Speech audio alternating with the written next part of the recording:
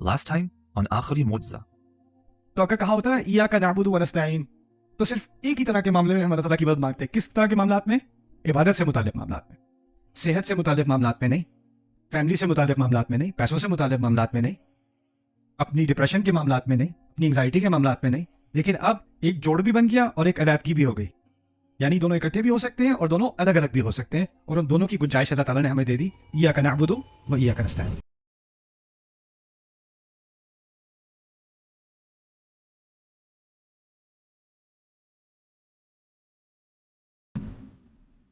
اہدنا الصراط المستقیم. اس کو سمجھنے کے لیے اس کا میں صرف ابھی آپ کو انٹروڈکشن دوں گا، پھر آپ کو بریک دوں گا. اس کو سمجھنے کے لیے ایک مثال سمجھ لیں. میں نے کل آپ کو ایک عجیب سی مثال دی تھی. فرض کریں کہ آپ میرے پاس آ کے کہیں آج کے بعد نعمان تو میرے غلام ہو. میں کہوں چلو ٹھیک ہے، صحیح ہے. اب فرض کریں آپ نے کہا میں غلام ہوں، میں نے قبول کر لیا، اور پھر میں بیٹھا ہوں آپ کے ساتھ صوفے پہ آدھا گھنٹہ، 20 منٹ، 40 منٹ، آپ نے کچھ کہا ہی نہیں. پھر میں کہوں اچھا غلام تو میں ہوں، کچھ کروانا ہے؟ اگر میرا جو مالک ہے وہ کچھ کہے گا نہیں کہ جاؤ گھاس کاٹو، گھر صاف کرو، کھانا پکاؤ، جب تک وہ کچھ کہے گا نہیں تو وہ مالک کیسا ہوا؟ کیونکہ اگر مالک کچھ کہے نہیں تو میں نے کیا کرنا ہے؟ اپنی مرضی. اس کے کہے بغیر اس کے مالک ہونے کا، اس کے رب ہونے کا ناطہ پورا ہو ہی نہیں سکتا. کیونکہ یہ ایک رشتہ ہے نا، مالک اور رب اور عبد. رب جب تک ہدایات نہیں دے گا، انسٹرکشن نہیں دے گا، احکام نہیں دے گا، کہے گا یہ کرو، یہ نہ کرو، یہ اس وقت کرو، یہ ایسے کرو، اس چیز کو سنو، اس چیز پہ غور کرو، جب تک وہ یہ نہیں دے گا تو پھر رب صرف کہنے کا ہو گیا. میں نے مان تو لیا کہ وہ رب ہے، لیکن پریکٹیکلی کچھ ہو نہیں رہا. یہ بھی ہوتا ہے. میں نے یہ چیز وہاں یو ایس میں تو بہت کم دیکھی، مسلمان کنٹریز میں بہت زیادہ دیکھی. ہمارے یہاں ٹائٹلز بہت ملتے ہیں جن سے کچھ ہوتا نہیں ہے. تو مجھے فلانے پروجیکٹ کا ڈائریکٹر بنا دیا، یا ایڈوائزر بنا دیا، یا ایک میں بینہ کے ساتھ ایک یونیورسٹی تھی، ملک کا نام میں نہیں لوں گا، انہوں نے ایک میمورینڈم آف انڈرسٹینڈنگ کی. ہماری یونیورسٹی کا بینہ انسٹیٹیوٹ کے ساتھ بہت تعاون ہے. 10 سال پہلے کی بات ہے، کچھ بھی نہیں کیا ہم نے، لیکن ایک سرٹیفکیٹ ہے، وہ تعاون ہے. یعنی کہنے کو تو ایک رشتہ ہے، لیکن پریکٹیکلی کچھ ہے کہ نہیں؟ نتھنگ. کہنے کی بات ہے بس. اور لیکن وہ جو ہاتھ شیک کرتے ہوئے فوٹو لینا بہت ضروری ہے. وہ بڑے مزے کے ہینڈ شیکس ہوتے ہیں یہاں. آپ صرف ہاتھ نہیں ملاتے ہیں، کہتے ہیں، پھر پکڑتے ہیں، پھر ایسے دیکھتے ہیں. کیونکہ اس کا اصل مقصد ہاتھ ملانا نہیں ہوتا، ہاتھ ملانے کا ریکارڈ ہونا ہوتا ہے، اس کو فریم کرنا ہوتا ہے. اللہ تعالیٰ نے اگر اپنے آپ کو رب کہا ہے تو رب ہونے کا تقاضا یہ ہے کہ وہ اپنے بندے کو بتائے میرا بندہ ہونے کے ناطے تم کیا کرو گے. اگر وہ بتائے گا نہیں تو رب کس بات کا ہوا پھر وہ؟ تو کیونکہ ہم نے ابھی خود ہی کہا نا کہ ہم عبد بننے کو تیار ہیں، ایاک نعبد، ہم آپ کی مدد مانگ رہے ہیں. تو ہم نے پہلی مدد کیا مانگی؟ اہدنا، ہمیں ہدایت دیں، ہمیں بتائیں ہم کیا کریں. اچھا اب تو ہو گئے، لیکن ہمیں پتہ نہیں کرنا کیا ہے، کیسے کرنا ہے. اور اس اہدنا میں 2 پہلو آ گئے، دونوں ایاک نعبد سے بھی متعلق ہے، ایاک نستعین سے بھی متعلق ہے اہدنا. یعنی ہمیں ہدایت دیں کہ آپ کی مدد کیسے آئے گی، دوسرے درجے میں. اور پہلی بات، ہمیں ہدایت دیں ہم عبادت کیسے کریں، آپ کو خوش کیسے کریں. پرانے مذاہب میں پتہ کیا ہوتا تھا؟ جو بگڑی ہوئی شکل ہے اسلام کی، اسلام جب انبیاء لے کر آئے اور پھر آنے والی نسلیں اس کو بھول گئیں. خدا کو اگر خوش کرنا ہے نا تو اس کو کچھ نہ کچھ دینا پڑے گا. وہ ایسے ہی نہیں خوش ہو جاتا. کوئی نہ کوئی بکری ذبح کر کے اس کا خون ڈالنا پڑے گا، کوئی نہ کوئی چڑھاوا چڑھانا پڑے گا، کوئی خاص کھانا بنا کے اس کے سامنے رکھنا پڑے گا. آپ دیکھیں گے مندروں میں اور جگہوں پہ کیا ہوتا ہے، آپ وہ کھانا لے کر آتے ہیں اور وہ سامنے پیش کرتے ہیں، یہ جی میں نے آپ کے لیے چاکلیٹ کیک بنایا ہے، یہ میں نے رکھا ہوا ہے، اب بس آپ میری یہ منت پوری کر دیں. جب تک اس خدا کو کچھ دو گے نہیں وہ آپ کو کچھ نہیں دے گا. اور یہ تمام مذاہب میں، یہاں تک کہ کچھ مذاہب میں تو اتنا ایکسٹریم تھا کہ جنگ ہونے والی ہے اور ہم جیت نہیں سکتے جب تک فلانی جو دیوی ہے اس کی مدد نہیں آئے گی.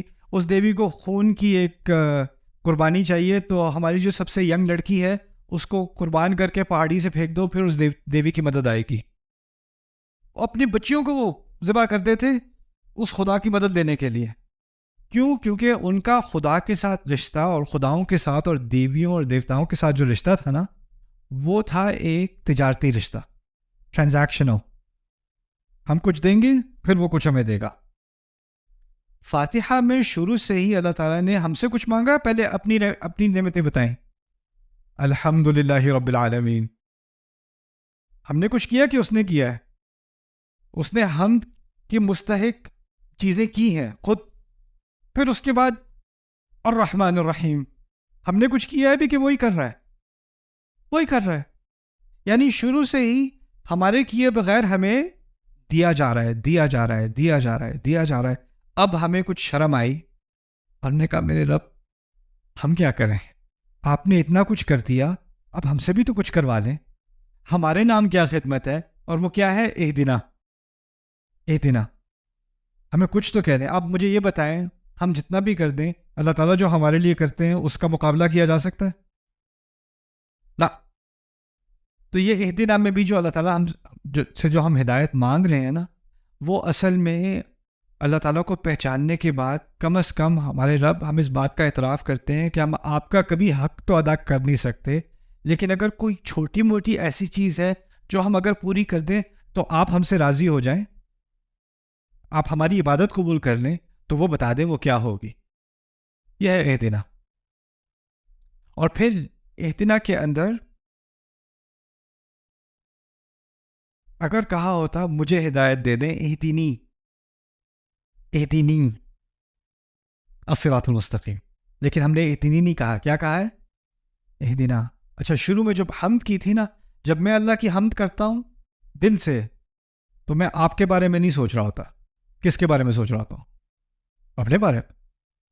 جب میں اللہ کے بارے میں کہتا ہوں الرحمن الرحیم, اللہ کی جو محبت ہے اس کا میرے لیے خیال ہے, کس کے بارے میں سوچ رہا ہوتا ہوں؟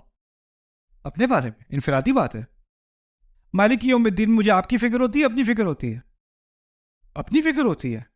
ابھی تک جو ساری بات ہو رہی تھی وہ فرد کی تھی, میری تھی. تو یہاں تک جو بات پہنچی تو مجھے کہنا کیا چاہیے تھا؟ توقع کیا تھی؟ مجھے ہدایت دیں. ابھی تو ہر بات کا اشارہ میری طرف واپس جا رہا ہے.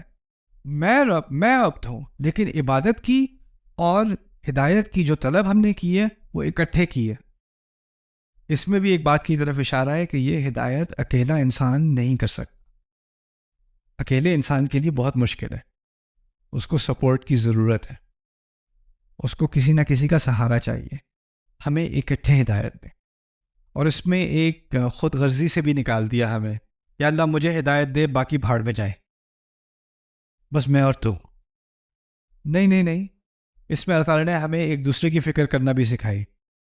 اگر میرے رب میں اتنی رحمت ہے, اتنی محبت ہے, اتنا خیال ہے, اور اس نے مجھے بنایا ہے, تو میرے اندر بھی اس کی کچھ جھلک تو آئے گی نا, کہ مجھے بھی کسی اور کا خیال ہے, مجھے کسی اور سے بھی محبت ہے. اور جو چیز میں اپنے لیے اتنی بری طرح چاہتا ہوں, میں صرف اپنے لیے نہیں چاہتا, میں سب کے لیے چاہتا ہوں. یہ آخری جو تأمل ہے, اس کے بعد میں آپ کو بریک دینے لگا ہوں, ذرا سوچنا ہے اس کے بارے میں. اگر اس کا مفہوم آپ واقعی سمجھے ہیں, مجھے ہدایت دینے کہا, ہمیں ہدایت دیں کہا ہے, اگر اس کو واقعی ہم سمجھتے ہیں, اس کا مطلب پتہ ہے کیا ہے؟ مجھے اوروں کے لیے کیا چیز چاہیے؟ جو ہدایت مجھے اپنے لیے چاہیے, وہی ہدایت مجھے اس کے لیے چاہیے. اور جس نرمی سے اور جس نرم دل سے میں اللہ تعالیٰ سے ہدایت مانگتا ہوں نا, اسی نرمی سے مجھے کسی اور کے لیے بھی ہدایت چاہیے. تو جب آپ کسی کو بڑی نفرت سے ہدایت دینے کی کوشش کرتے ہیں, جب آپ یہ لوگ تو جہنمی, ان کو دیکھو کافر ہیں, کافر, یہ فلانے ایسے ہیں, یہ فلانے مشرک ہیں, یہ فلانے جو الفاظ آپ استعمال کر رہے ہیں, یہ اہدنا کی روح سے صحیح ہے کہ نہیں؟ اگر واقعی اتنا سمجھے ہو اور کوئی بہت ہی غلط راستے پر ہے, بہت ہی غلط راستے پر ہے, اس فاتحہ کے پڑھنے میں آپ نے اس کے خلاف دعا کی ہے کہ اس کے لیے دعا کی ہے؟ اس کے لیے دعا کی ہے. اس کے لیے، اور جس جس جذبے سے اپنے لیے دعا کی ہے اسی جذبے سے اس کے لیے دعا کی ہے. یہ نہیں کہا اللہ مجھے ہدایت دے اور ان کو بھی دے پھر بھی. ہاں چلے ان کو بھی تھوڑی بہت. ایک دن ہم سب کو اکٹھے ایک جیسے، جو میں اپنے لیے چاہ رہا ہوں اور جس طریقے سے اپنے لیے چاہ رہا ہوں اسی طریقے سے کسی اور کے لیے بھی چاہ رہا ہوں. ہمارا آج کل کیونکہ اب سوشل میڈیا کا دور ہے اور ایسا دور انسانیت پہ گزر رہا ہے کہ ہم ایک دوسرے کے افکار کو، ایک دوسرے کی باتوں کو اب دنیا کے ہر کونے میں اس طرح سن سکتے ہیں جیسے پہلے کبھی نہیں سن سکتے تھے. اسی طرح اسلام اور اسلام سے متعلق جو بات چیت ہو رہی ہے وہ اب جس لیول پر ہو رہی ہے اور جتنی زیادہ ہو رہی ہے پہلے کبھی نہیں ہو سکتی تھی. رائٹ؟ ہر طرح کے لوگ ہر طرح کی بات اسلام کے بارے میں بھی کر رہے ہیں، آپ کو معلوم ہے. لیکن ایک جائزہ میرا کیا ہے کہ اکثریت بات جو اسلام کے بارے میں ہم کرتے ہیں نا، وہ ہم کسی اور کی تنقید کرتے ہیں. اکثریت یہ غلط اس لیے ہے، فلانا غلط اس لیے ہے، اس کی بات اس لیے نہیں سنو، اس کو اس طرح غلط ثابت کروں گا، اس کی اس طرح دھجیاں اڑاؤں گا. اور پھر وہ جواب میں کیا کہتا ہے؟ اچھا میں غلط ہوں، میری ویڈیو دیکھنا کہ تم کتنے غلط ہو. اور وہ ایک دوسرے کی غلطیاں، اور یہ دونوں پھر غلط ویڈیو، ایک دوسرے کی غلطیاں ویڈیو ریلیز کرنے کے بعد پھر نماز کا ٹائم ہوتا ہے اور دونوں اکٹھے کھڑے ہو کے کہتے ہیں اپنے اپنے گھروں میں اہدنا الصراط المستقیم. حیات کا مذاق نہیں بنا دیا ہم نے. اور یہ کوئی بہت گہری تعلیم ہے جو بہت بہت قرآن پڑھنے کے بعد کئی سالوں بعد جا کے سمجھ میں آئے گی. تو پہلے صفحے پر ہے یار، یہ تو جب آپ نے اسلام قبول کیا تھا تب سے آپ کے ذہن میں یہ بات آنی چاہیے تھی کہ مجھے باقی انسانیت کی فکر ہے، مجھے ان کو غلط ثابت نہیں کرنا، مجھے ان کے لیے بھلائی چاہیے. اور جو رحمت مجھے اللہ دے رہا ہے اسی رحمت کا تقاضا ہے کہ میں لوگوں کے ساتھ بھی رحم سے، محبت سے، اخلاص سے، خلوص سے بات کروں. اور اگر بنا واقعی کسی کے ساتھ اختلاف ہے، مجھے کیا کرنا چاہیے؟ میں سمجھتا ہوں کہ وہ بہت بڑی گمراہی میں پڑ کے ہے. مجھے فکر ہے، کیا کروں؟ ویڈیو بناؤں اس کے بارے میں. اگر آپ کو کسی کی فکر ہو، اپنے کزن کی فکر ہو کہ وہ کسی غلط راستے پہ چڑھ گیا، تو آپ اس کی ویڈیو بناؤ گے کزن کی. میرا کزن جو ہے وہ، مجھے لگ رہا تھا کہ وہ شراب پینا شروع کر دی اس نے، تو مجھے اس کی بہت فکر ہے اور اس لیے میں یہ ویڈیو بنا رہا ہوں اور امید ہے کہ وہ ہدایت کے راستے پر آ جائے گا. اپلوڈ. یا آپ نے اس کے ساتھ محبت کی ہے یا اس کے ساتھ نفرت کی ہے؟ یہ نفرت نہیں ہے. اگر واقعی اس کی فکر ہے تو کیا کرتے؟ اس کے گھر جاتے، اسے گلے لگاتے، اسے ساتھ بٹھاتے، اسے کہتے میرے بھائی ہو تم، کیا کر رہے ہو؟ نہیں کرو ایسے. کب شروع ہوا یہ؟ آؤ میں تمہاری مدد کرتا ہوں، آؤ میں تمہیں ریہیبلیٹیشن سینٹر لے کے جاتا ہوں. کسی سے بات نہیں کروں گا، یہ تمہارے میرے درمیان ہے. اور یہ کس چیز کا تقاضا ہے؟ محبت کا. ایک طرف تو خطبہ ہو رہا ہے انما المؤمنون اخوۃ، سارے مومن آپس میں بھائی بھائی ہیں، اور دوسری طرف اپنے بھائی کے اوپر ویڈیو بن رہی ہے. بھائی سے بات کبھی کی ہے؟ نہیں. اور پھر دوسری بات بھی کرو گے نا، اگر کوئی کہے کہ نہیں میں اس سے خود بات کروں گا، ان لوگ کامنٹ میں بھی لکھتے ہیں آپ اس سے خود ہی بات کریں. ہاں میں کروں گا بات اس سے. وہ بات کرو، بات کو ریکارڈ کر کے اس کی ویڈیو بنا کے کرو. دس از اہدنا ناؤ، یہ نیا اہدنا ہے. ایاک نعبد و ایاک نستعین اہدنا. اگر میں تو کہتا ہوں اگر مسلمان فاتحہ پہ غور کر لینا تو امت کی شکل بدل جائے، ہمارا پورا ڈسکورس بدل جائے، کس قسم کا ہم مواد تیار کرتے ہیں، کیسے ہم بات کرتے ہیں، ہمارا اسلوب کیا ہوتا ہے، ہمارا ایٹیٹیوڈ کیا ہوتا ہے، سارا کا سارا بدل جائے. اور ابھی ہم اس آیت میں داخل نہیں ہوئے، صرف اس کا میں تعلق دکھانا چاہ رہا تھا پچھلی باتوں سے. اور اس میں سب سے بڑی بات یہ ہے کہ کیونکہ ہم نے اللہ سے دعویٰ کیا نا کہ ہم عبادت کرنے کو تیار ہیں اور ہم مدد چاہ رہے ہیں، تو کیسی مدد ہو اور کیسی عبادت کرنی ہو، اس کے لیے یا اللہ تعالیٰ ہم سب کو اکٹھے اپنی ہدایت دیں. اوکے، 2 سوال تھے، اس میں سے ایک مجھے یاد آ رہا ہے عبادت کے بارے میں، عبادت کے کانسیپٹ کے بارے میں. ایاک نعبد، کیونکہ آپ سب کو علم ہوگا کہ جو ہدایت ہم نے مانگی ہے اس صورت میں، اس کا جواب باقی قرآن ہے. یعنی اس کے جواب میں تعالیٰ نے ہمیں یہ پوری کتاب دی ہے. تو اس کا مطلب یہ ہوگا کہ عبادت اس کی تمام تعلیمات کو عبادت ہی سمجھا جائے گا، اور اس کی تعلیمات میں نماز شامل ہے، اس میں کوئی شک نہیں، زکوٰۃ شامل ہے، اس میں کوئی شک نہیں، روزہ شامل ہے، حج شامل ہے، لیکن اس کی تعلیمات میں تدبر بھی شامل ہے، اس کی تعلیمات میں سوچنا بھی شامل ہے، سیکھنا بھی شامل ہے، اس کی تعلیمات میں غور کرنا، تاریخ کے بارے میں سیکھنا، اس کی تعلیمات میں جذبات کو سمجھنا، مختلف جذبات کو سمجھنا، رسول صلی اللہ علیہ وسلم جس مشکل سے گزرے اس پر غور کرنا. یعنی عبادت کا کانسیپٹ ایک بہت بڑا کانسیپٹ ہے، اور اس میں کچھ چیزیں ہیں جو بہت واضح ہوتی ہیں جیسے نماز، روزہ، زکوٰۃ وغیرہ، لیکن اس قرآن نے اس کانسیپٹ کو بہت بڑا بنا دیا. لوگ عام طور پہ کہتے ہیں آپ کو قرآن ہمیشہ عمل میں لانا چاہیے، ایک ایک آیت کو آپ عمل میں لائیں. میرا سوال یہ، آپ الف لام میم کو عمل میں کیسے لائیں گے؟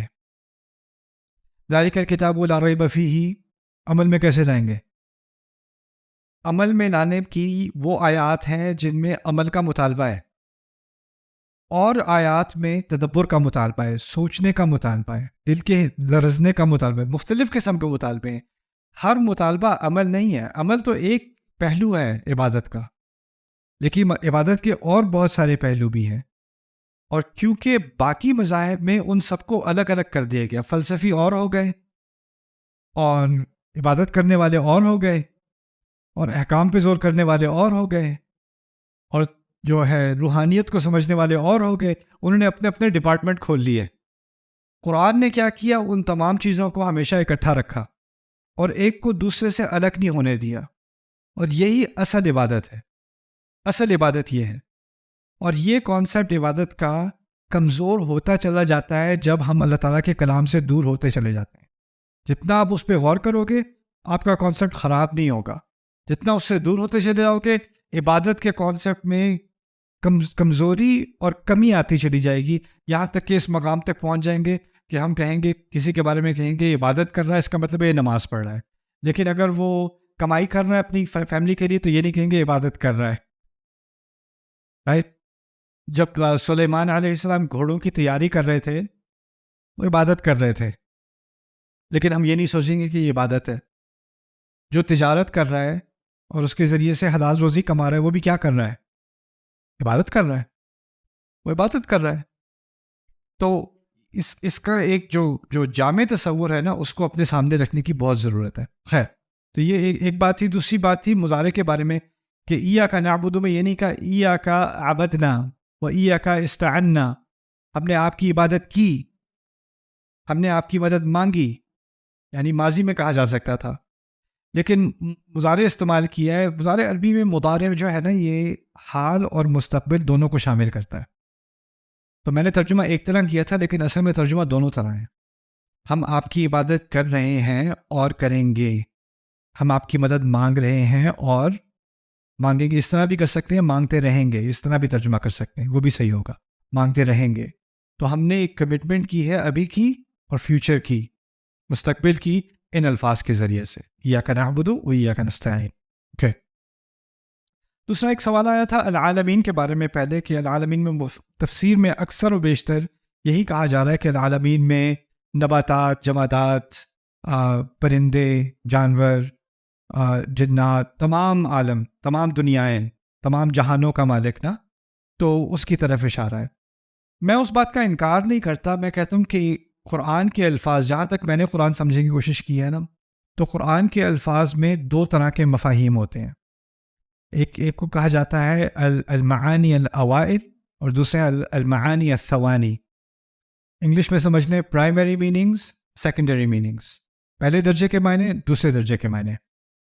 اور یہ قرآن میں بہت جگہ ہوتا ہے، اور ان میں سے کسی ایک کا انکار کرنا غلط ہوتا ہے.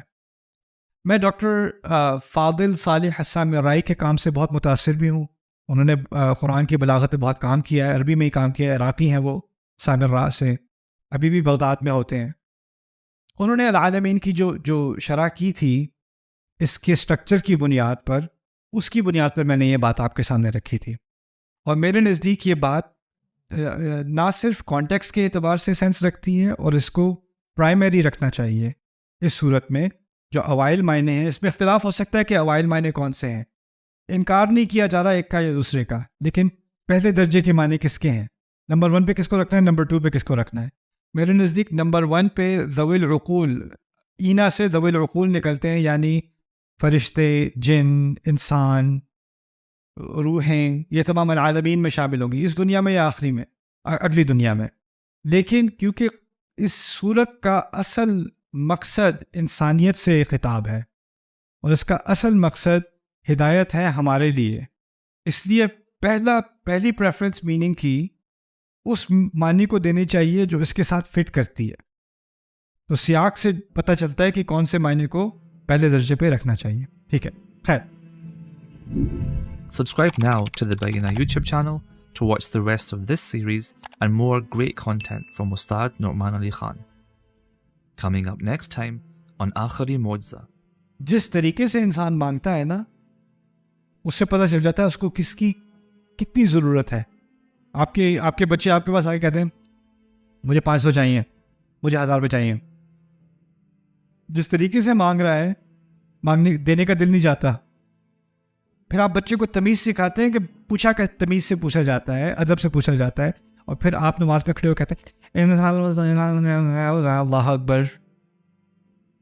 اس کو تو تمیز سکھا دی کہ مجھ سے کیسے پوچھتے ہیں, اور جس طریقے سے ہم اللہ سے پوچھتے ہیں اہدنا الصراط المستقیم.